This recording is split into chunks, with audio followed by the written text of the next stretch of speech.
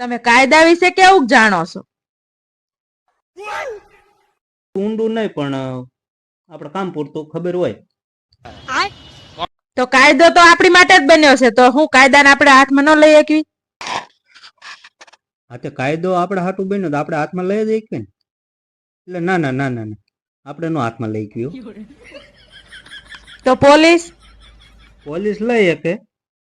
ના ના ના પોલીસ ન લઈ શકે. તો નેતા લઈ શકતા હશે. હા, નેતાઓ પણ ન લઈ શકે.